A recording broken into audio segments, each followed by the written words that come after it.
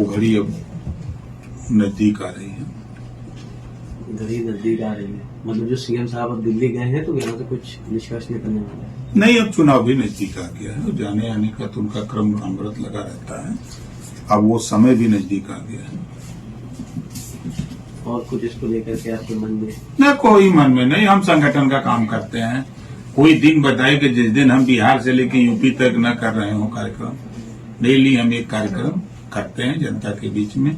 हम और हमारी पार्टी, हमारे नेता सब लोग वही रहते हैं। उनको बताते हैं कि जागो तभी सवेरा है।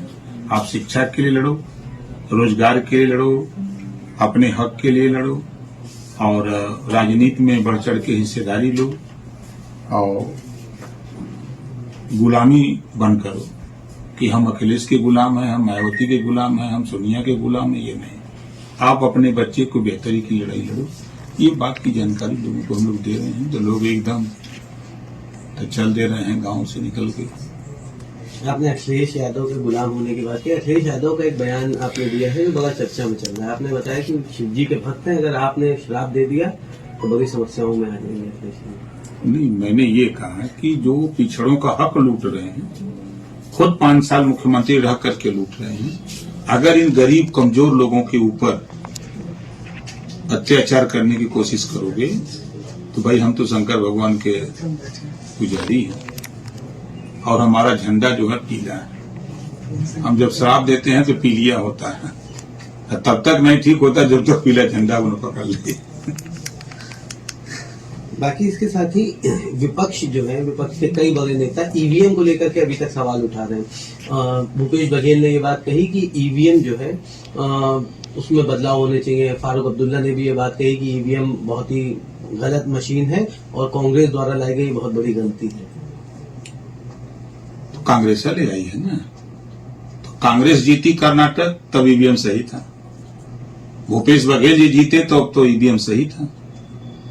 घोसी उपचुनाव सपा जीती तब तो ईवीएम बहुत सही था। मैनपुरी चुनाव जीते तो बहुत सही था।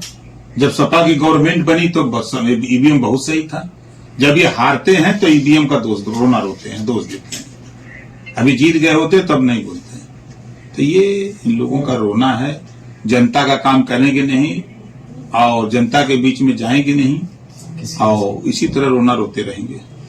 इसके साथ ही लालू प्रसाद यादव ने जो है उन्होंने भी एक बात कही। उन्होंने कहा अमित शाह जो है वो जम्मू कश्मीर की जो मौजूदा हालात है उसके लिए जिम्मेदार हैं। अमित शाह को कोई इतिहास की जानकारी नहीं कि जम्मू कश्मीर में क्या कुछ हुआ। पाकिस्तान की जो स्थिति बदहाल है, पीओके ऑक्यूपाइड कश्मीर की जो स्थिति बदहाल है, वो भी अमित शाह की वजह से। 6 साल से ना 9 साल से केंद्र में सरकार है। 9 साल के पहले आई फारूक अब्दुल्ला का करता मैं, महबूबा मुफ्ती का करता नहीं, कांग्रेस का करता रहा। लंबे समय तक कांग्रेस के सरकार रहा। ये लोग क्या करते, ये लोग का दोष ना, कुल दोष हमारे। हम अगर सरकार बना ले ली, हम 10 साल के अंदर हम सारी स्थिति पैदा कर दे ली। वहां सवाल वो नहीं है, सवाल वहां विकास शुरू हो गया है। अब वहां की जनता अपने को ये समझ रही है कि अब हमें शिक्षा के लिए स्कूल खुलने लगे, हमारे लिए रोजगार मुहैया होने लगे, हमारी सड़कें बनने लगी, हमारी जमीनों का क्रय विक्रय होने लगा, सारी चीजें हो रही हैं। तो अब विरोधियों को लग रहा है अब तो हमारा सफाया हो जाएगा, अब तो यहाँ भी भाजपा की सरकार बन जाएगी। इस बात को लेकर परेशान है।